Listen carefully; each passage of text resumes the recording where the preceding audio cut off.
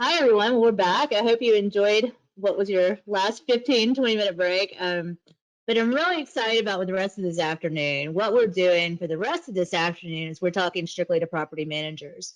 We've heard a lot of, we've heard people who are consultants. We've heard um, the data guys. We're really spending some time on the, with looking at mergers and acquisitions and some investment, private equity, and funding into the space. But I really wanted to shift gears for this afternoon and talk about the operational PM side of the business and really focus on that. So we have 3 sessions back to back. We have this one.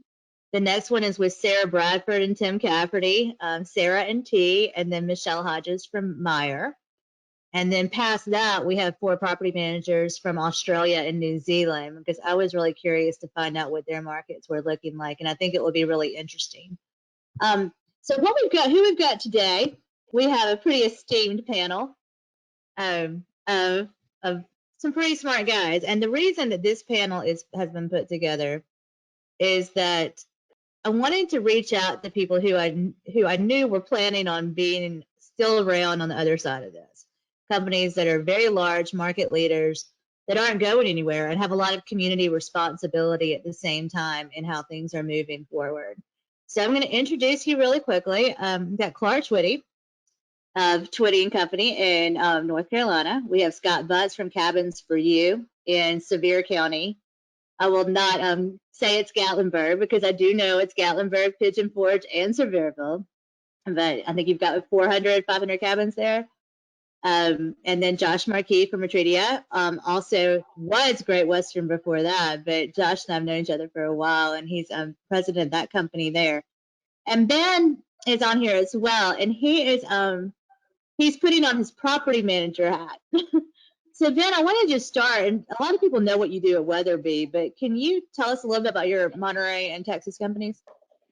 Yeah, Amy, thanks for putting all this on.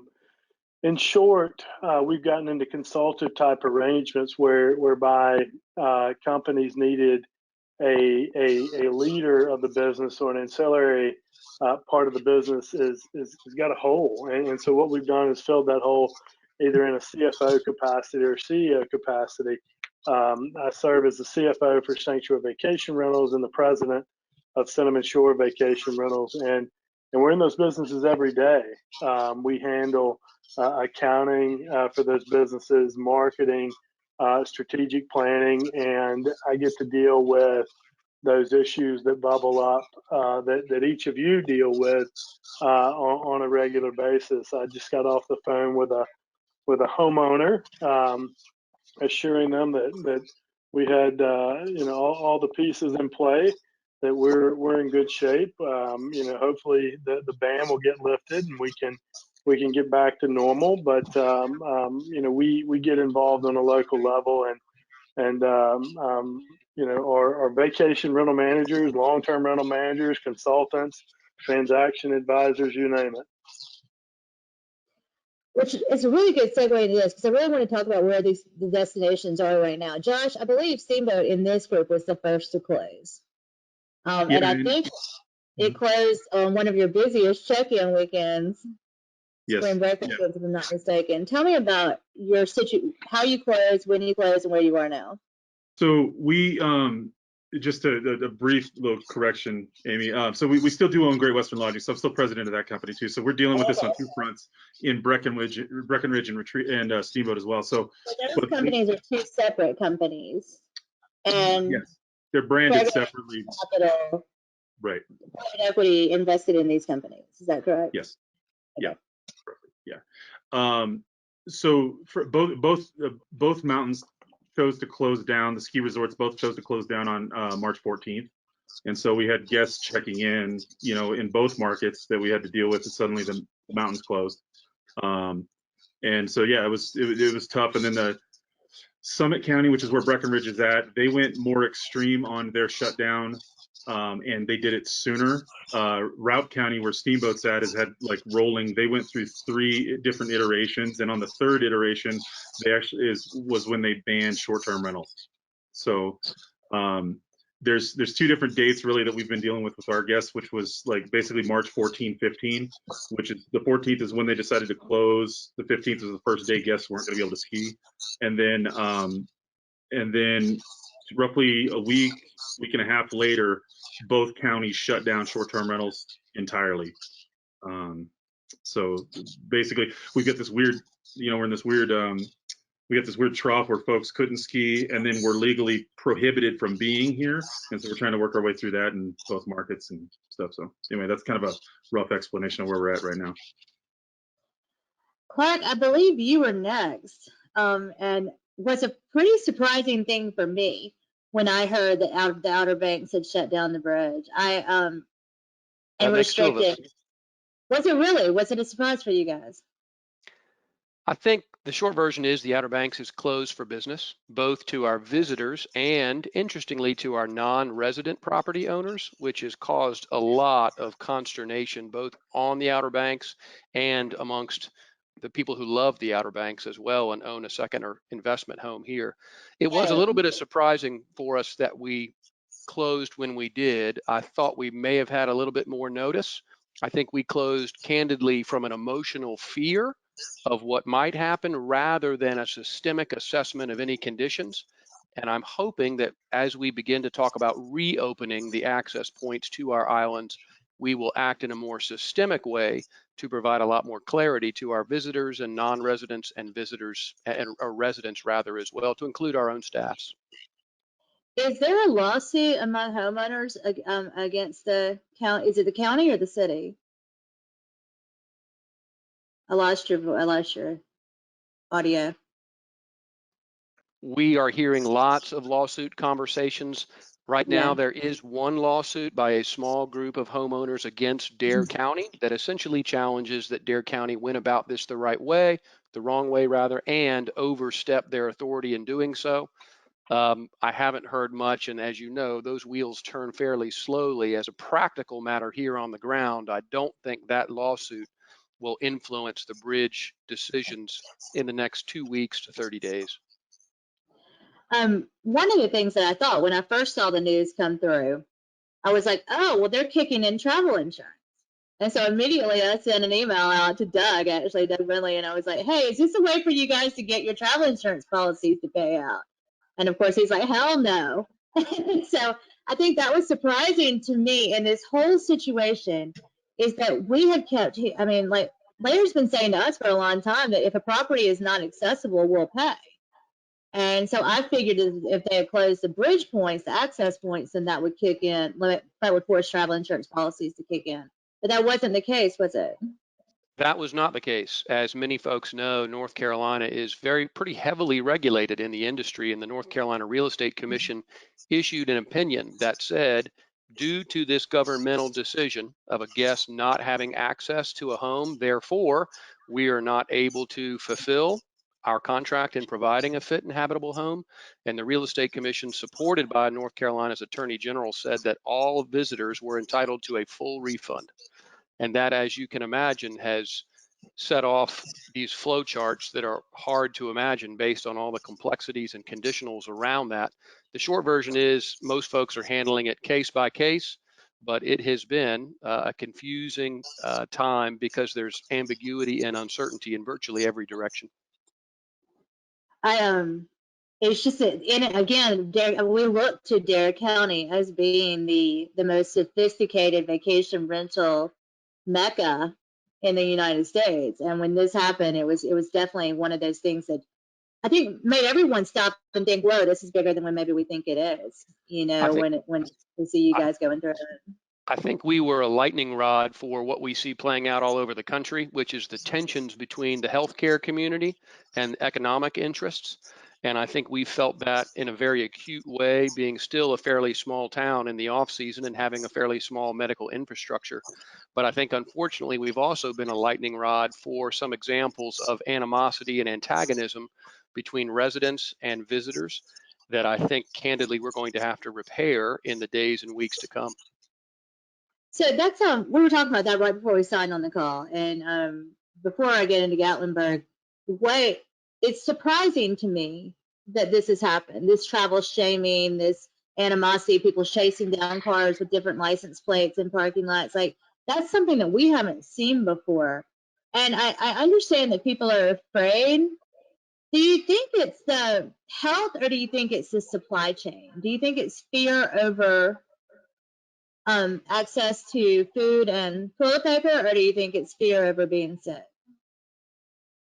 Just my personal opinion is that overwhelmingly, despite the fact that this is a healthcare crisis that has triggered an economic collapse, I think overwhelmingly the barrier here on the Outer Banks and regionally here in the Mid-Atlantic has been a psychological one. I think, unfortunately, as we all know, in situations like this, these stressful kinds of situations tend to bring out both the best and worst in people.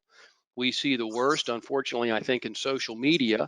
If you turn off the internet, the Outer Banks is still a good place to be, but we're seeing, unfortunately, the worst, and the best happens in our nonprofit community and some of our community servants, our healthcare workers, and the worst of it plays out online, unfortunately.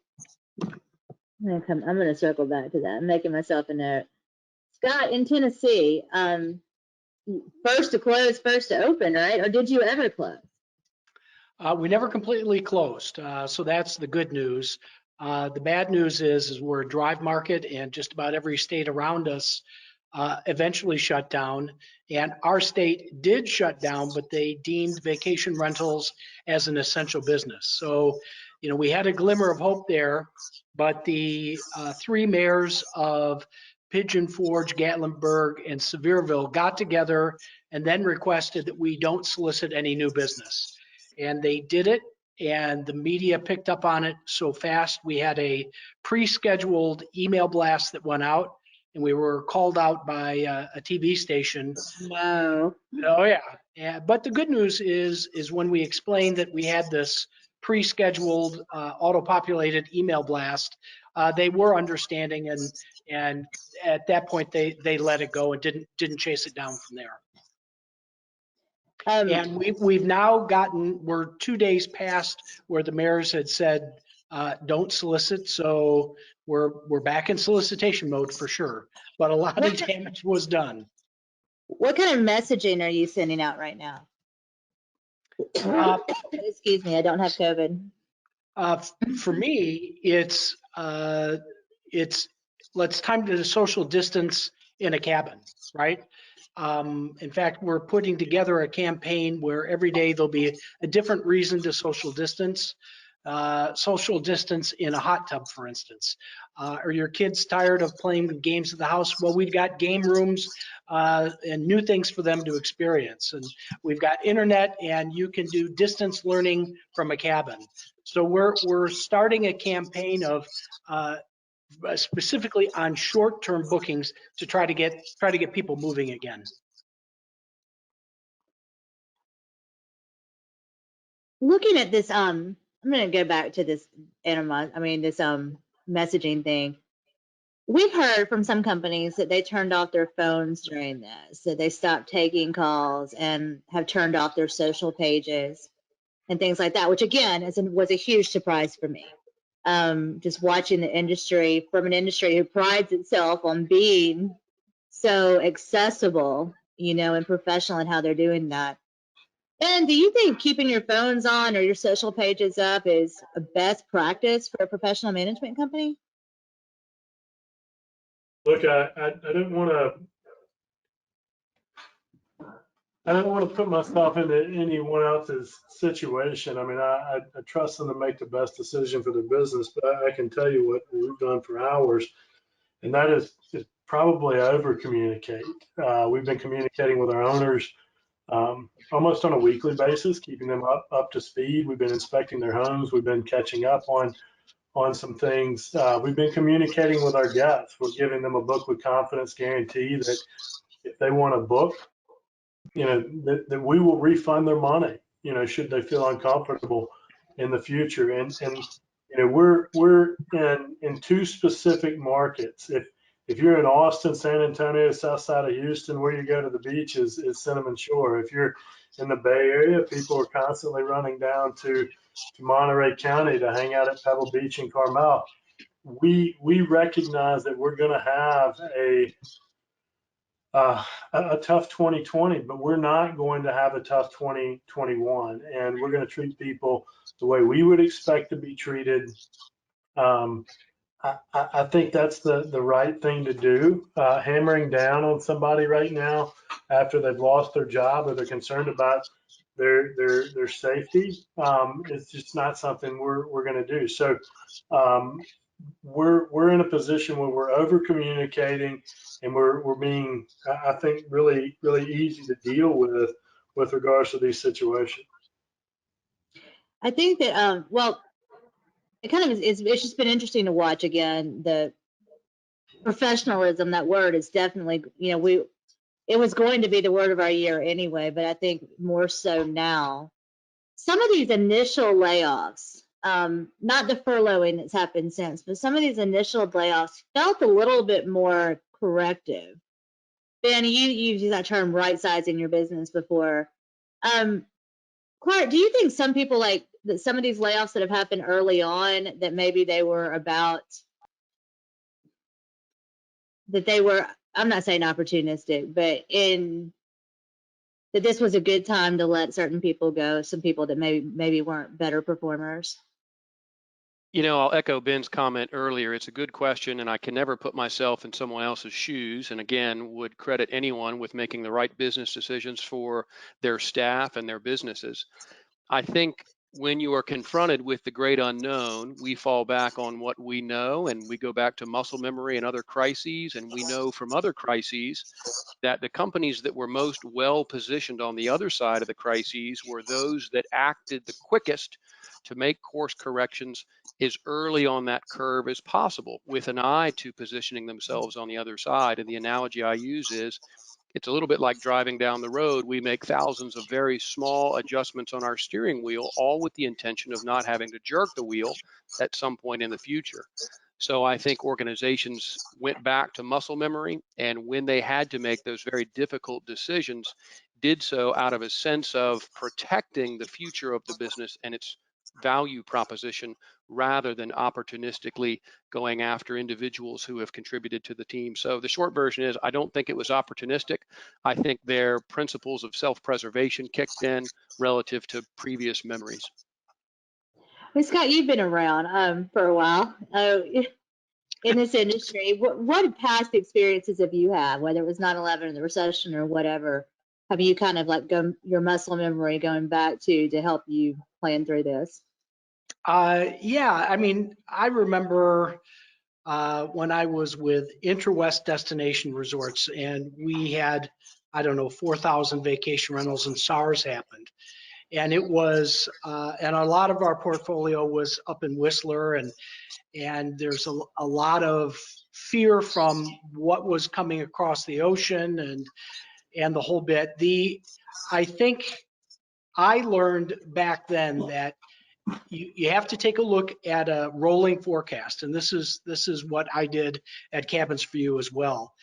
I set a threshold, so Plan A kicks in at a decrease in forecast by X amount. Plan B, same thing again, and Plan C. And we've gotten through Plan A, B, and C based on continued dropping forecasts, and we even have a Plan D. But keeping the executive team aware, what is the metric that will kick in our next level of cuts?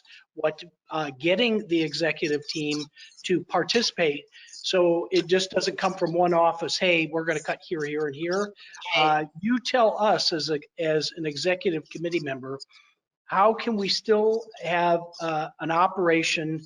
Where do you recommend we cut back? And let's make sure we are collectively getting the right number so the business doesn't implode. So, you know, for me, I did have the experience with SARS. This company had the experience with the fires in Gatlinburg, which took about a year to fully recover. So there have been several events that you can draw experience from. Josh and Steamboat, you haven't had the hurricanes and the fires and the oil spills and things like that. Does this feel really new to you? Yeah, this is brand new. This is absolutely. But you're a data guy too. What's that? You're a data guy. So have you set up some modeling and some forecasting, like what they're talking about going forward? Absolutely. Yeah, I was, like we were talking about before we got on the call, we one of the things we did early was in both markets, we decided to hold on our cancellation policy, and we were going to see how things went and also do some internal, we did some cash forecasting, and kind of like what Scott was just saying, we ran a few different scenarios, and fortunately, like, I mean, this is terrible, but uh, for us, this was the best time for something like this to happen. Our season had largely been baked, and we would be coming into our slow season anyway. So we did that, and then we ran a few different scenarios, and we've got, I mean, for us, we were able to, relatively speaking, and in comparison to our competitors, we were able to do fairly minimal cuts, and so it wasn't opportunistic for us. But I mean, I'd be lying if I said, how to, like, one of the things that I wanted to do was look at the role without the name attached, and is that role necessary moving forward short term? And then secondarily, we did have to take into account, okay, let's talk names, and from a performance standpoint, if we do need that role, is there somebody on the team currently that we'd like to fill in for those duties right now? And it was hard, but I mean, all in all, fortunately, we only laid off about 25% of our team, and then the rest of us took 20% pay cuts, and we're good till next ski season if nobody shows. Well, and that was Ben's point, I think, a couple of sessions ago. That feels like a really long time ago now, but about what good businesses look like. And one of the things that Ben, we've talked about some expense line items. What else is being cut right now outside of the payroll line item? So we recommend you turn off 95% of your marketing right now. There would be no ROI, in my opinion, on any spend right now. Much of our marketing is prepaid in the form of listings and things of that nature, but ancillary marketing, more traditional marketing, should definitely be turned off. I think it's important to start by looking through a financial lens. Look at your P&L, but not only just look at your P&L, look at the general ledger behind each of those accounts and determine what's necessary to the business. We've gone through a few iterations of that. We've pressed pause on virtually everything that's not business critical right now in order to maximize cash, and we're in the same situation as Josh is in. So long as this thing doesn't roll into 2021, we're okay. And not being okay in our situation is having to inject a little bit of capital. So it's not the end of the world. So we've managed our businesses in a prudent manner. We've generated a meaningful profit. We cut back when we needed to cut back. We've been able to maintain a certain staff, a level of staff, in order to provide an acceptable level of service. I feel like we're taking care of business the way our owners or guests would expect us to do that, and we're just trying to be mindful of the current situation, not live beyond our means, and go from there. Clark, as far as traveler behavior goes, do you think this is a fundamental change to how what travel demand is going to look like and how travelers behave? Do you think this is transformational? I don't think it's a fundamental change because I don't think human nature will change. I think very few things remain the same, but human nature is one of those few things that does for the most part. I think we'll see new behaviors around how we travel, but our desire to go create memories with our families and go see new things is something that I think is deeply ingrained across the world, and particularly here in America. I just think we'll travel differently in terms of social distancing. We'll have more patience. We'll have a higher expectation for cleanliness and what I hope are professional services. But do I think that we'll stop making memories with our families or desiring to see new things? I don't think that. I think it may take time for that to return. I'm one of those folks who says, I don't think we'll see a V-shaped recovery, the so-called V-shaped. I also don't think we'll see the so-called L-shaped recovery. I think we'll see a U-shape, and unfortunately, I think the headlines we're seeing now indicate that U-shape will be a little wider than I would have preferred. But I think we're still going to go on vacation and go to the beach and go to the mountains and go see our friends and family. In our Go in ahead, our Josh. market, we've got a lot of lodges, right? So we've got lodges that sleep up to 50, 55 people. And I can see in the short term our 1-2 bedroom cabins actually doing fairly well right now. But I think it's going to be a long time. We're hearing about church groups not congregating together, which makes up our large cabin business. We are seeing sporting events, which makes up a lot of our large cabin business. You know, it's gonna be a long time before it levels out for us. The smaller cabins I think are great, but the larger ones, it could take a couple of years or a vaccine or something before it stabilizes. And Josh, how much of your traffic is fly-in traffic versus drive-to? During the winter, it's the bulk of it. It's in the winter in Steamboat. In Breckenridge, it's less so because it's I mean, short of traffic on the 70, it's fairly easy to get to. You know, it'll take forever, but it's one road. In the summer, it's different though. Summer, we get folks driving up from Texas, you know, all over the country. People will set this as a destination for a road trip, so it's a little bit of both. So there's a question here. It's a Ben. It says your comment about 2021. Are you writing off 2020 at this point and focusing on 2021, or do you think there's still some part of the year to be saved? And what kind of promotions or discounts or rate increases are you planning when we're allowed to? Sorry, cut off. When we're allowed to reopen. And Josh, I want you to follow up on this too after Ben on looking at revenue management and how you're thinking about that. Perfect. So right now we've not started discounting rates per se. We feel like, particularly in Texas, that you know, we've got a fantastic state leadership and local leadership that will open up the beach, because we don't have a myriad of cases on the beach. I mean, it's really a textbook case to reopen the economy, right? And vacation rentals, contrary to what you've heard from hoteliers lobbying against us, are an excellent place to social distance, excellent place to have your family under one roof. We've stepped up our cleaning like everyone else, and we're providing a safe and sanitary environment. But all that being said, we expect that we will capture some portion of our peak season, and there will be certain weeks that sell out. We're not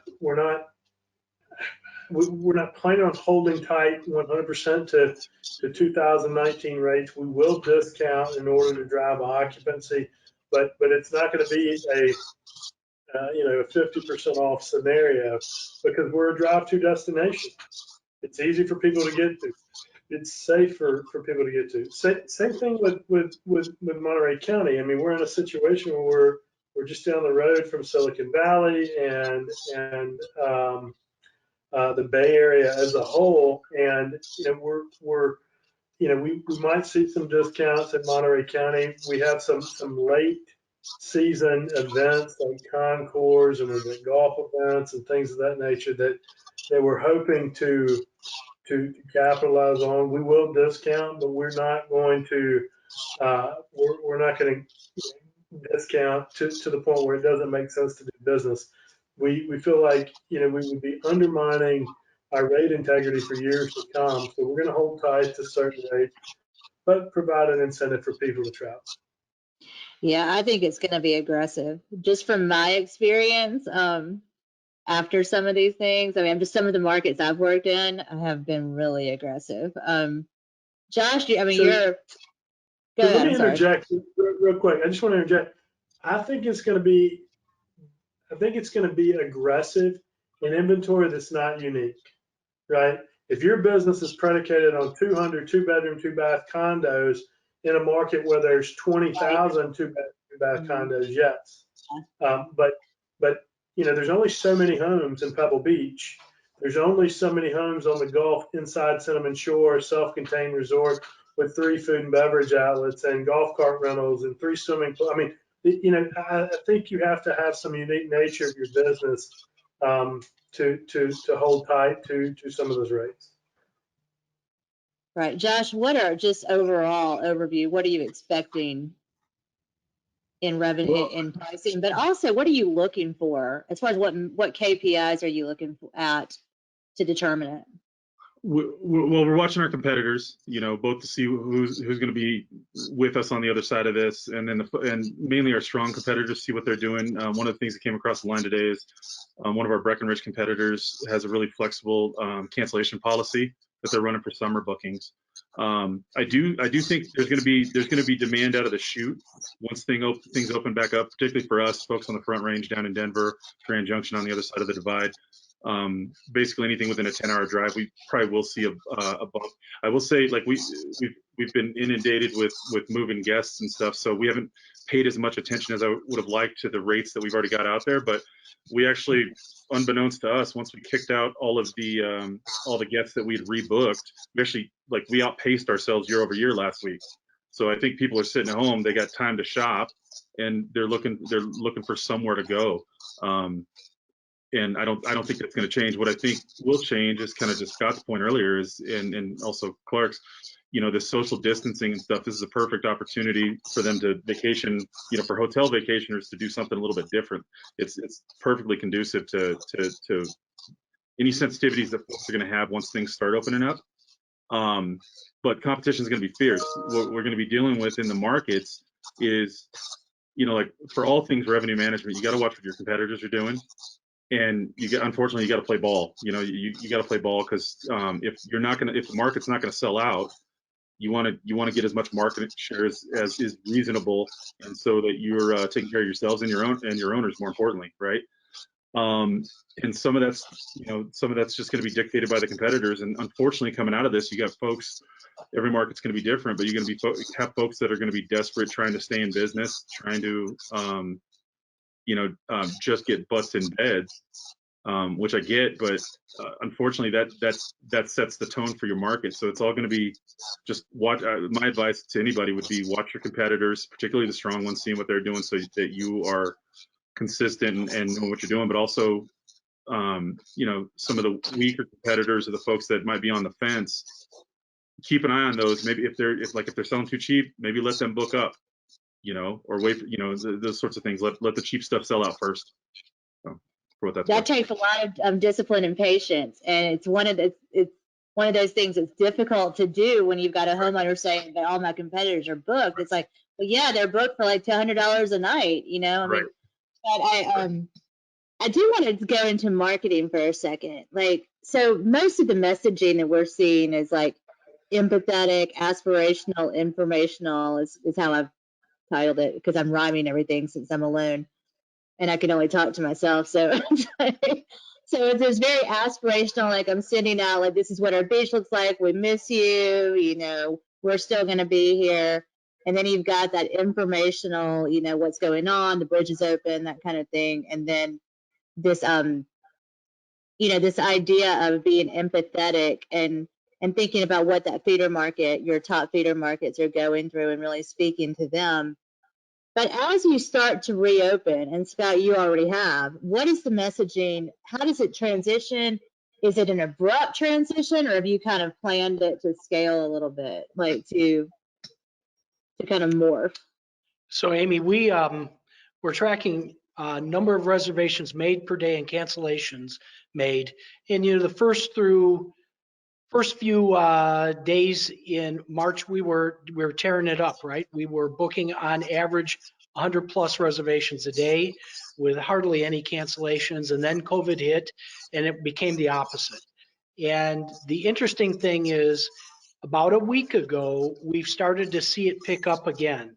And yesterday we booked 97 reservation, which is unheard of since COVID happened. So I'm already starting to see the turnaround. We're going to have a series of messages that include summer and holidays, and we've got a variety of events that we're still going to market to. But at the same time, if we can drive the short-term business, that's what's most important to us. We think the long-term business will happen naturally. We're probably having to push to get the short-term business to travel again. Yeah, Clark, we saw Jason had some data to support exactly what he's saying, that in the last few days, we've started to see signs of life again on the reservation front.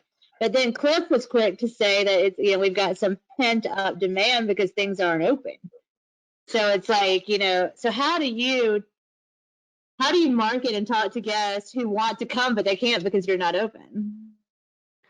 That's a great question. It's one our team is answering on the phone and over email and over text all day long. And I think in a crisis situation, if we want to be heard as an organization, we must first be trusted in the eyes of our customers and homeowners. And I think the best ways to do that are to demonstrate consistently to your customers and your stakeholders experience and empathy, to your point, expertise and consistency. So I think we have to be consistent in sharing what we know and what we don't. We have to be consistent in sharing what we're doing, and we have to be consistent in what to expect from us, even if it's imperfect. But everything about our organization is imperfect because it's not given to human beings to be perfect. So I think we just continue to try to build trust with our customers and stakeholders and staff in every direction. Without our staff, I can't make anything happen by myself. I'm just a show pony. So our team on the front lines is the one who makes everything really happen around here. So we've got to be equally as transparent and trust building with our team as we do our customers. So I had a question that was related to something you said earlier, and I want to bring that back. You mentioned branding, about that and I think this is true for a lot of people, a lot of company owners, that there is some brand rebuilding, out of this in light of this animosity in these destinations. And it's Donna Wright, she said, she was talking about before this happened, that many communities were railing against short-term rentals prior to COVID. Let's see if I can, hang on. And then as sheltering was mandated, communities were angered even more that guests were not removed and bookings canceled quickly. In California, our state and county were one of the first to close in the country, but the neighbors were not placated with vigilante attitudes and calling the sheriff to evict the remaining guests. When we reopened, how did company owners mitigate the fear, anger, and residual anti-short-term rental groups? Do any of you have any suggestions for this? I have thoughts, but I'll defer to Scott and Josh first, and Ben as well. Way to pass the ball. I'll go. I think one of the things that I think has helped us through this is we've tried to remove emotion as much as possible. And so for that, I mean, just like anything on the internet, just don't feed the trolls. So our plan is to kind of just focus on our owners, our team, and our guests, and kind of ignore that stuff as best we can. There's only a few times where it really starts to matter. You start talking about short-term rental bans in cities and stuff like that. That's the only time that this stuff really matters in my eyes. So we're all going to have enough to do coming out of this that I think for me, that's one of the last things I'll be paying attention to. It'll be more getting spun back up, getting the team back on board, back used to working a 40-hour week and all those sorts of things, getting marketing spun back up and making sure we're getting our market share. On the marketing front, again, I assume most of you cut things like PPC and stuff like that at this point. What would be the condition? What numbers are you looking for that would actually get you to turn things back on? What, I guess for some of you, it's opening, right? Like being open. But like, it's really like with the demand and with the, kind of this, like what you're talking about, that the more broad U curve that we're anticipating, will you turn on the marketing spend like overnight? I mean, will it be a on again, off again, or will it be a phase back in for you? Go ahead, Scott. I see you smiling. Yeah, I think it's strategic. So what I've asked the marketing team to do is to do some Facebook tests, do some PPC ads very sparingly, but now's the time to do a lot of email marketing. So the email marketing is if we can test messages there, see what resonates, do some A/B testing with different subject lines and titles, that's a way to go about reintroducing marketing without a big expense. So we're not all in or all out. We are testing and stepping back in slowly. Scott, I would echo a lot of what you just said. I think here on the Outer Banks, we have not actually ramped down all marketing yet, simply because of the fear on the other side of this curve that we have to start over again from scratch in terms of an emotional connection with our guests. And I think the first rule there, at least for us, has been to know our customers really well in terms of what they want to know. Much of that has not taken the form of booking a vacation. Much of it has taken the form of what are we doing to ensure a safe and predictable and high quality experience for them when they do arrive. So I think we've shifted our content, still looking to keep the mental and emotional bridge open, if not the physical one, with our guests. So we've done more of the content that we think they're interested in. And then when we begin to see more clarity around the bridge opening up, then we'll also look to make sure the folks know how easy it is to get here. And then the last very quick comment to that is, I think we're sensitive to being seen as too opportunistic in this kind of environment. We first acknowledge the human catastrophe that's unfolding in so many of our core markets. 50% of our guests this summer, for example, will come from Pennsylvania, Virginia, another big number, New York, New Jersey, Maryland. So a lot of our core markets have been profoundly impacted by this. And I think we've got to understand our customer in terms of what they're most interested in hearing from their vacation partners. I have a question for Scott. What time frame are those check-ins for those 97 reservations you got? Yeah, that was the question. As soon as I saw how many came in, and interestingly enough, this weekend is trending up pretty fast. I thought these would be, no, not full. No, but Last minute, like last, for this weekend, like tomorrow. that's right, like for tomorrow. I think it was only about a week ago, we were sitting at 31% for this weekend, and we're now pushing close to 50% for this weekend, which we didn't, given all the cancellations we've had and the slow bookings, it took us by surprise. Yeah, that is surprising, actually. Yeah. Which shows there how much pent-up demand there really is right now. So I have a comment. This is when you're in a small community with fearful locals, travel shaming guests, even at their private homes, it cannot be ignored, at least on a small island. Again, this is Amy Gaster was the one who first said travel shaming to me. And when she said it, we hadn't had it here yet. And then it came. Is there anything that you can do, especially Clark, like Twitty is a big company on the Outer Banks, and you guys are community leaders. I think the best way to in the community to help. I do. I think there is. The one thing you can't do, particularly as a leader in a relatively small town, is do nothing. So I think the antidote to so much of the animosity and antagonism that we have seen play out in what I think is a small community is simply leadership by example and collaboratively supporting elected officials across industries and interests, and not seeking to either go alone and put your head in the sand and whatnot, or just being quiet. I think first and foremost, community leaders, I think, have a responsibility to act across the organization, act across the community, and lead by example. Stand up and show some character. Get in the movie rather than watching it, and make a difference on the lives of your staff and your visitors. Advocate for them. So I'm a big believer in that. On Sarah's last podcast, Sarah and T, she's up next. She was actually saying the same thing, that it's about setting a good example right now, not just for your team, but also in the community. That right now the community involvement is pretty critical.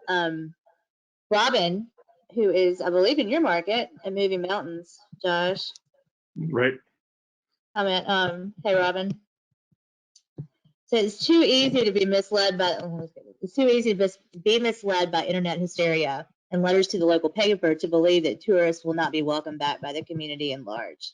Right. Tourism is the lifeblood of so many communities. So my belief is that most will welcome life returning back to our lodging. the acceptance of the pandemic is growing every day. And over the next 4 to 6 weeks, this will continue to grow. If people are booking summer now, this highlights that acceptance is already happening. Do you think people are starting to accept a new reality that COVID is in it as far as the risk that we have to our health? Yeah, across the board. Yes. Absolutely. Ben, are you still on? I am.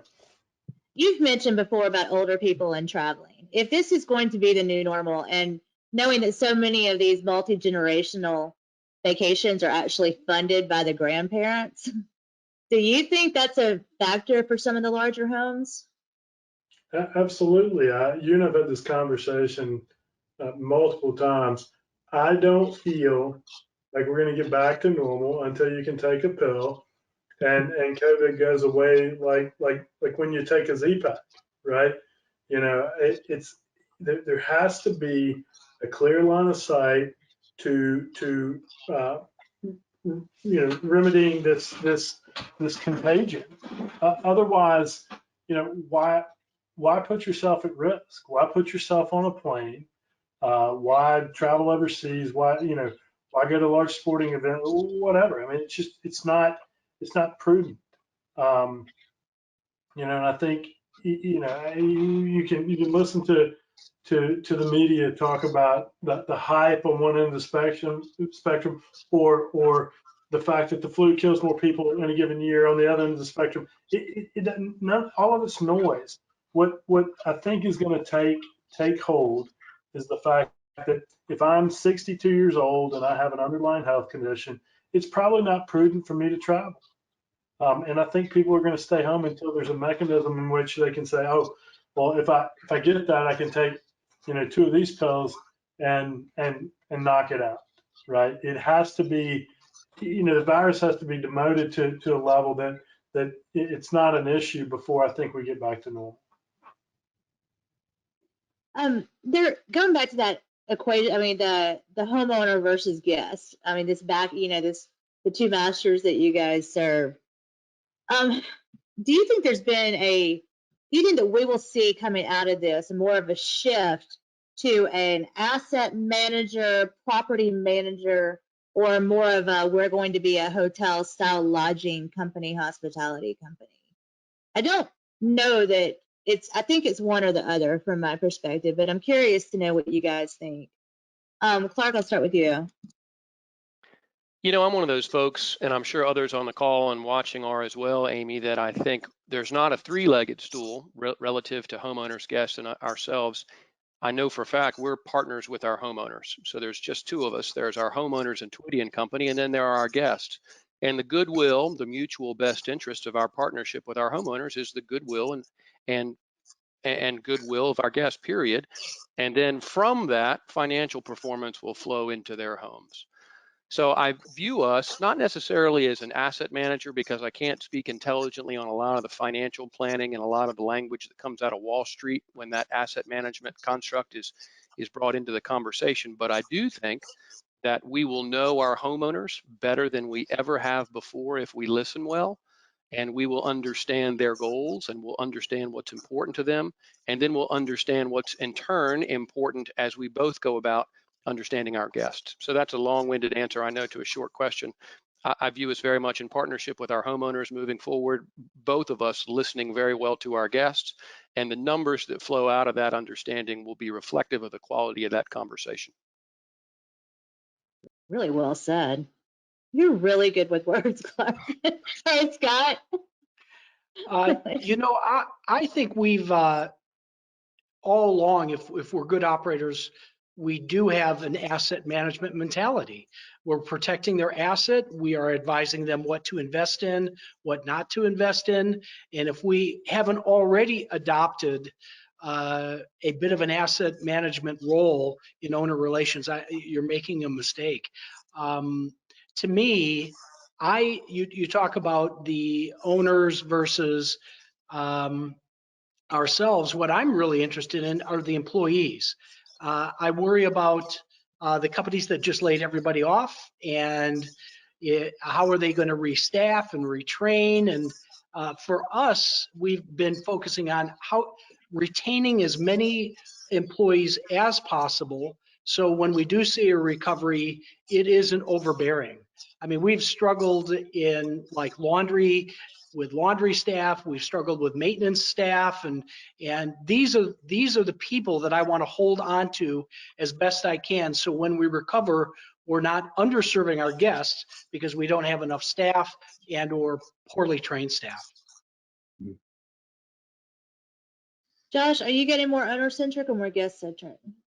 Owner centric for sure. We did a senior leadership retreat with the three ladies that I work with that run the major, both GMs and the person that runs sales, marketing, and everything in November. And that's one of the questions that we wanted to put to bed was, and this was before all this happened, was because there's always this and it's good, right? You having push-pull between, your guest services or front desk manager and your owner liaison or property manager, whatever you call these folks. That push-pull's good in normal times, right?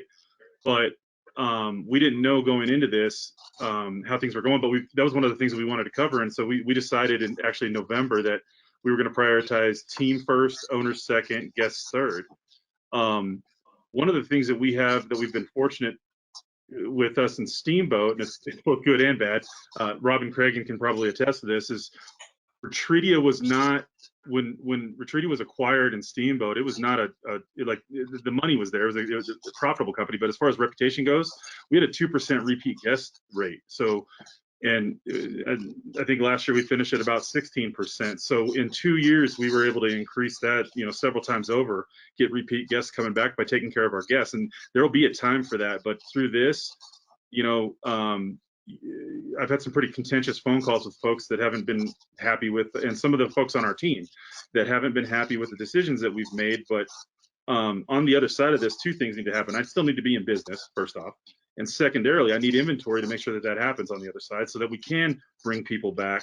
We can do the sorts of things that we want to do. And so we can go back to taking care of our guests, So fortunately, we got out in front of it a little bit, and we put that to bed where everybody agreed on it ahead of time. But yeah, we're going to continue to be more owner centric, and we've been super communicative with our owners, and we'll continue to do so because, to Clark's point, we're partners, and I know firsthand.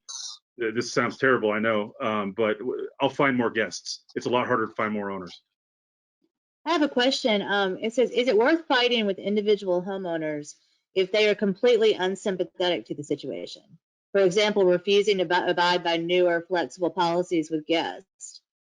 Does this cause more long-term harm to you as a company than retaining one homeowner? So sorry to jump in, but one of the things that, for me, one of the things that we look at with owners like that is what's their financial position. I think that more often than not, people are good people. And when you have concerns and questions like that, I think that's more a financial question.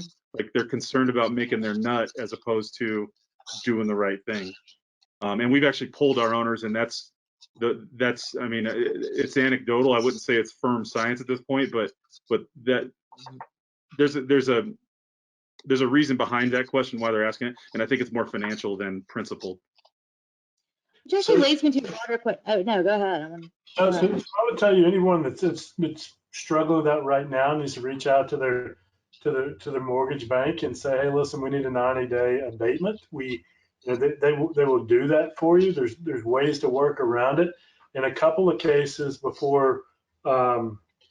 We had one case where we spent a lot of time negotiating out a short-term cancellation because the owner said, hey, listen, we're not giving any money back. And then we kind of had to put our foot down and say, hey, listen, we understand that you've got financial commitments, but it's our business. And, we're not in business, and frankly, we didn't craft it this way, but we just said, basically, we want to be in business with someone who can't be reasonable. And so we were able to negotiate a middle ground to one of the first cancellations that we had, and this was before Airbnb came back and gave that person all their money back and put us in a bad situation. But nevertheless, we've tried to work through each of these situations in such a way that we're listening, but also providing solutions to some of the stuff. If we've got an owner that wants to put their foot down, then, you know, we've got good enough businesses in both locations where we don't have to have that owner on the program. That's not who we want to be. We're not going to hammer down on families that are trying to take vacations and do things in a heavy-handed manner. Man, but Clark, you didn't really have a choice. And once they shut down your area, you had to refund, right? You didn't have an option.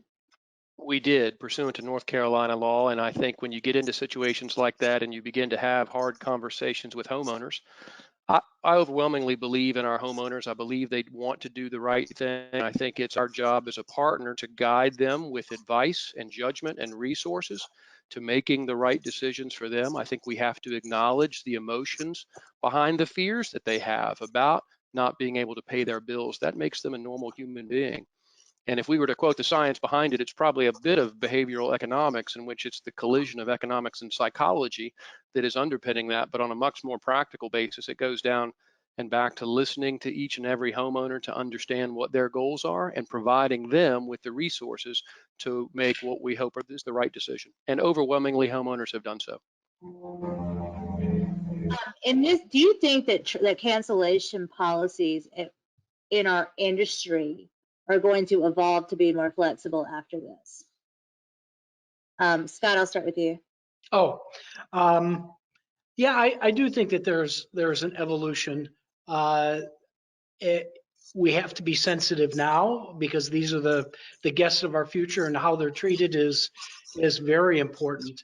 But that said, we're trying to, as I think most every other management company is, let's give you credit. Let's get you back in here another time.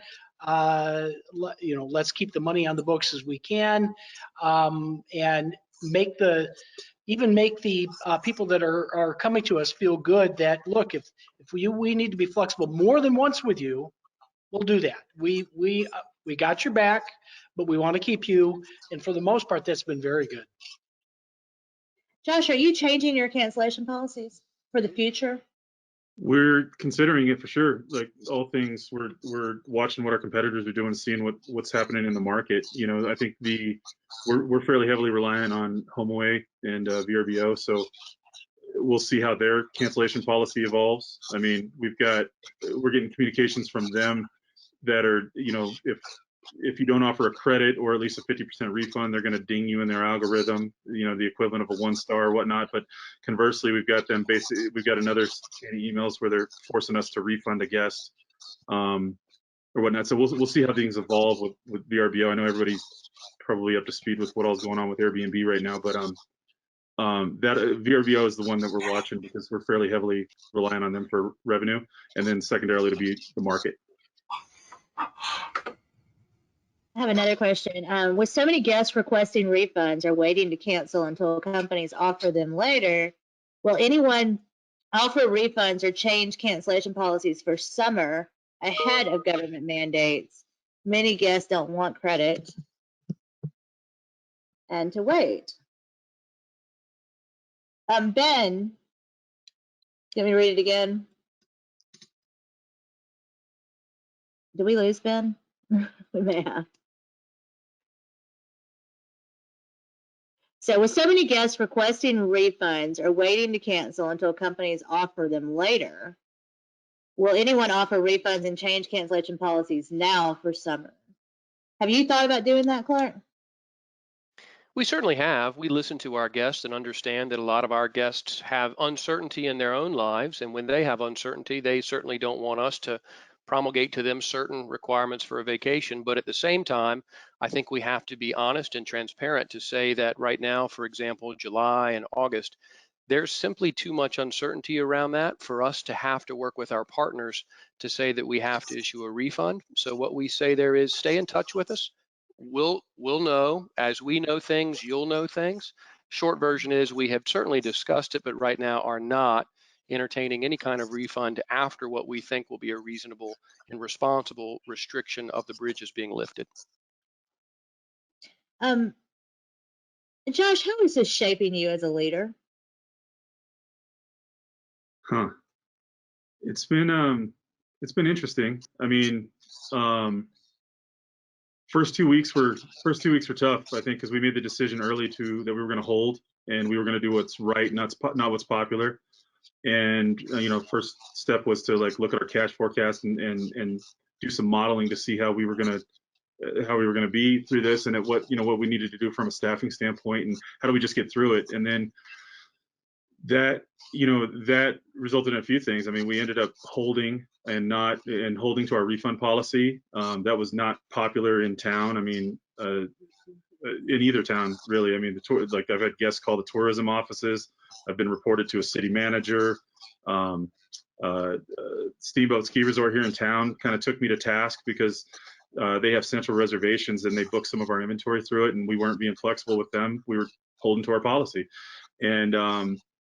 And then even some folks on the team had a really hard time with holding while we figured out what the picture was going to do, or what the picture looked like, and then what our competitors were going to do, and how the market would once the dust settled, what everybody was going to do.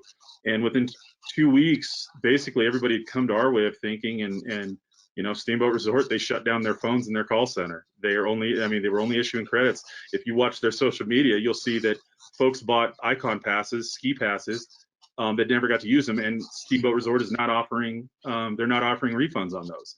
I mean, so like once people start to do the math, they're like, hey, maybe this guy isn't such a jerk. I was taking care of my team and my owners, and that was a hard part. I mean, I had to send one of my teammates, somebody that I really respect, I had to send her home for a few days because like emotions were running too high. We had to eliminate it and just think what's best for the business, because at the end of the day, I don't have a team and I don't have owners if this business isn't solvent. That's got to come first. Yeah, I mean, like I said, some people turned off their phones, I mean, completely, and turned off their Facebook pages and their social pages so they wouldn't have to take it. It was surprising to me, but I do think some people started a refund and then they went back and they held their policies again. This has just been such a trial by fire. It's like, yes, you know what you're supposed to do, but actually doing it is not, and this, I've been in Gulf Shores for a long time, so I'm pretty familiar with what that's like. But did you hear John Banzak, say earlier that Southwest on the Better Business Bureau has a 1-star rating because they don't refund? And I thought it was super interesting because Southwest is one of the highest customer service rated companies in the country, and they have a 1-star rating on the BBB, and it's because of people going in and complaining about not getting money. Right. I hate to do this because this is an excellent group of people to have a conversation with. I can't tell you how much I appreciate it, you guys. It just means the world to me that you did this, and I think that everyone's going to get. This is being recorded. In 15 minutes, we'll take a restroom break and it's time for coffee. And we've got Sarah Bradford, and we probably don't need coffee. We've got Sarah Bradford, Tim Cafferty, and Michelle Hodges coming up next. Thanks, you guys, so much. I really, really appreciate it. Thanks, Amy. Thank you. Yeah.